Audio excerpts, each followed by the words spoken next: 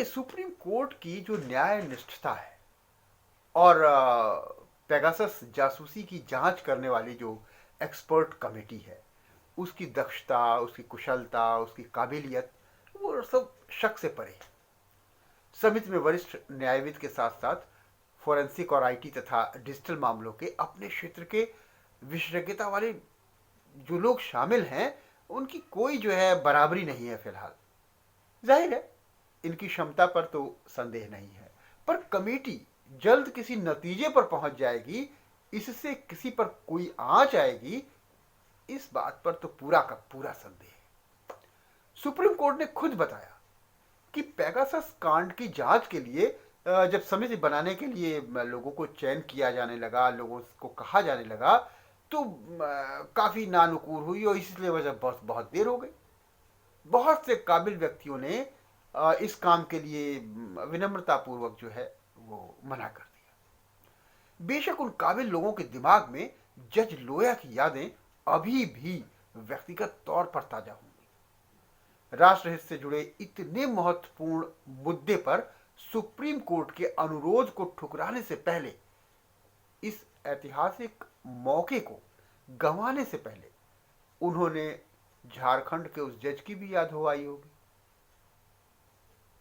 जो तेज गति के वाहन से दुर्घटनाग्रस्त होकर के खुद ही इतिहास बन गए।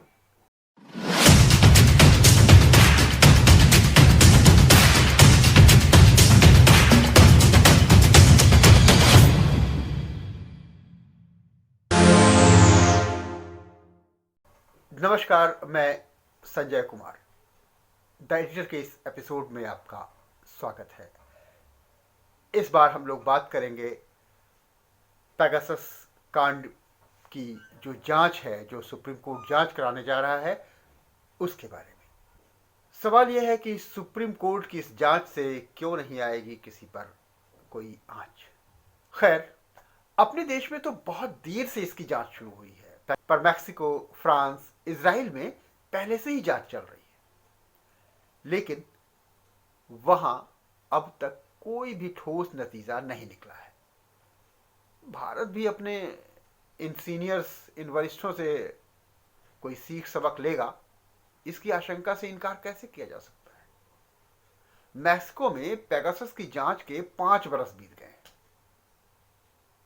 न तो किसी को इसके चलते इस्तीफा देना पड़ा है, न गिरफ्तारी हुई है कोई। जांच समिति ये साबित नहीं कर पाई कि किसने किसकी किस तरह से जासूसी की और इसमें कितना खर्च हुआ और कितना नुकसान हुआ। हां, सरकार के तकरीबन 20 करोड़ डॉलर अलग से खर्च हो गए। जांच में इजराइल ने कतई सहयोग नहीं किया। जैसा आप सब जानते हैं कि पेगासस सॉफ्टवेयर बनाने वाली कंपनी जो है वो इजराइल की है। देश का इजराइल से बड़ा दोस्ताना है। मोदी जी की बड़ी मान्यता है वहां पर, बताते हैं ऐसा। पर इजराइल जांच में सहयोग नहीं करेगा, ये बात बिल्कुल तय है। ऊपरी तौर पर दिखावा कर सकता है थोड़ा बहुत, लेकिन जांच में कोई ठोस सहयोग करेगा, ये बात आप तय मान करके रखिए कि वो नहीं करने वाला। जांचकर्ताओं को यह साबित करना कि सरकार या उसकी एजेंसी ने ही सॉफ्टवेयर खरीदा, इसमें इजराइल के सहयोग की बड़ी भूमिका है, जो नकारात्मक रहेगी। फ्रांस में इन्वेस्टिगेटिव जर्नलिज्म करने वाली और राफेल का मामला उठाने वाली संस्था मीडिया पर के फाउंडर एडवी प्लेनल और उनकी सहयोगी पत्रकार जो थी लीना ब्रेंडा, इनकी शिकायत पर फ्रांस में पेगासस जासूसी की आपराधिक जांच शुरू हुई थी।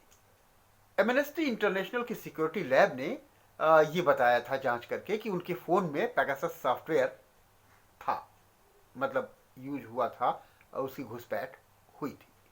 एमएनएल मैक्रो सरकार के 5 मंत्रियों के अलावा कई पत्रकार और मानवाधिकार कार्यकर्ता भी पेगासस सॉफ्टवेयर के निशाने पर आए थे। ये बात जांच परख से आरोपित किया गया था, पता लगा था।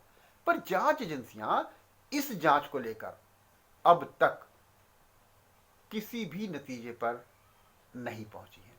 अगर पहुंची भी हैं तो फिलहाल इसका कोई अता पता नहीं है कि उन्होंने इसके बारे में क्या खोजबीन किया, उसके क्या निष्कर्ष निकले, क्या नतीजे निकले। इजराइल और फ्रांस के राजनयिक संबंध इस जांच से खराब ना हो, इसलिए फ्रांस की सरकार ने इजराइल से ये गुपचुप तरीके से समझौता कर लिया कि भविष्य में इजरायली सॉफ्टवेयर यह काम उनके वहां नहीं करेगा। जो हुआ सो हुआ, अब आगे नहीं करेगा, बात यहीं पर खत्म। इजराइल का ठीक इसी तरह का कुछ समझौता अमेरिका के साथ भी है। लेकिन अब इस बात को तो मान सकते हैं कि फ्रांस ने इजराइल पर इतना दबाव तो बना ही लिया था कि वहां पेगासस पर के बारे में जांच शुरू करने का वादा किया गया। इजराइल ने वादा किया और जांच शुरू भी की, लेकिन बाद में उसे निरस्त कर दिया गया, जो तय था पहले से कि ऐसा होगा। भारत सरकार से ये उम्मीद तो कम से कम बेमानी है, क्योंकि यहां तो इजराइल की बेरुखी उसके ही हक में है। अगर इजराइल जांच शुरू नहीं करता है, आनाकानी करता है या कोई सपोर्ट नहीं करता, तो वो चाहेगा कि नहीं करे तो अच्छा है, कौन बवाल मोल लेगा। हालांकि एक जांच अब भी इजराइल में पेगासस को लेकर के जारी है, जिसके केंद्र में वही फ्रांसीसी नेता हैं जिनकी पेगासस के जरिए जासूसी की गई थी। पर यह भी बात सही है कि ये सब भी दिखावटी है, उसमें भी कोई नतीजा नहीं निकलेगा, ये बात तय है, लिख करके ले लीजिए। इसकी एक बड़ी वजह है, बताते हैं। इजरायली जो सुरक्षा कंपनी एनएसओ ग्रुप पर वहां का रक्षा मंत्रालय कड़ी निगरानी जो है रखता है, और उसकी अनुमति के बाद ही, यानी रक्षा मंत्रालय की अनुमति के बाद ही एनएसओ जो है वो पेगासस सॉफ्टवेयर किसी सरकार या संस्था को बेच सकती है। बिना उनकी जानकारी में ऐसा नहीं हो सकता। भारत में इजराइल के राजदूत ने अपने बयान में बात साफ कर दी कि सॉफ्टवेयर भारत सरकार को ही बेचा गया हो सकता है, क्योंकि वो सरकार को ही बिका है या बेचा जा रहा है। अब पेगासस किन किन देशों और एजेंसियों को बेचा है या दिया गया है, इसकी जानकारी हासिल करना आसान है, बहुत आसान है, पर तब जब एनएसओ ग्रुप सहयोग करे। पर वो ऐसा तभी करेगा जब इजराइल या इजराइल सरकार का रक्षा मंत्रालय उससे कहेगा, उसको अनुमति देगा। अब इजराइल सरकार खुद ऐसा क्यों करेगी? अब भारत सरकार उसको ऐसा करने के लिए क्यों कहेगी? सोचने वाली बात है। जासूसी सॉफ्टवेयर बनाने वाली तकरीबन 100 कंपनियां इजराइल में हैं और उनकी जड़ उनकी रक्षा मंत्रालय से जुड़ी हुई है। वे इजरायली कूटनीति के हिस्सा भी हैं। इसलिए जानकारी मांगने पर रक्षा मंत्रालय सुरक्षा से जुड़े कूटनीतिक और रणनीतिक कारणों से जो सुरक्षा एक्सपोर्ट नीति के बारे में विस्तृत जानकारी नहीं देते हैं। और यही बात उस फ्रांस नेताओं के लिए चलने वाले मुकदमे के बारे में भी सच है कि अगर वो वहां पर केस चला और कुछ चीजें उजागर होती हैं तो इसमें इजराइल सरकार को जवाबदेही हो जाएगी, और वो ऐसा कतई नहीं चाहेगा। पेगासस मसले से संबंधित ज्यादातर सवालों के जवाब ये जो सुप्रीम कोर्ट ने समिति बनाई है वो ढूंढ लेगी। ये भी साबित करना मुश्किल नहीं होगा कि भारत के कौन लोग किस तरह पेगासस स्पाईवेयर के हमलों का शिकार हुए, इसके पीछे कौन लोग हैं ये भी पता चल जाएगा।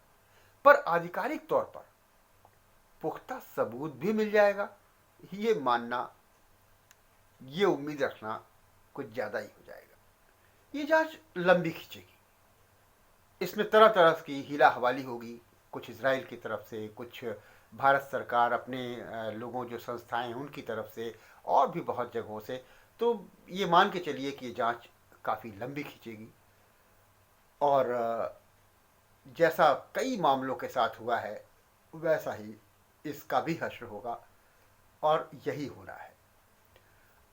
आप अगर सोचते हैं कि नहीं ऐसा कुछ नहीं होगा और इससे कुछ ना कुछ नतीजा निकलेगा, कुछ लोगों को सजा हो जाएगी, सरकार शर्मिंदा होगी, तो फिर आप विकट के आशावादी हैं। तो मिलते हैं अगले एपिसोड में। संजय श्रीवास्तव को आज्ञा दीजिए, नमस्कार। हाँ, बात ठीक लगे तो चैनल को सब्सक्राइब कर लीजिएगा और लाइक भी। आप अपनी प्रतिक्रिया कमेंट बॉक्स में देंगे, आभारी रहूँगा। धन्यवाद। एक बार फिर नमस्कार। देखते रहिए हिंदुस्तानियम टेल्स एंड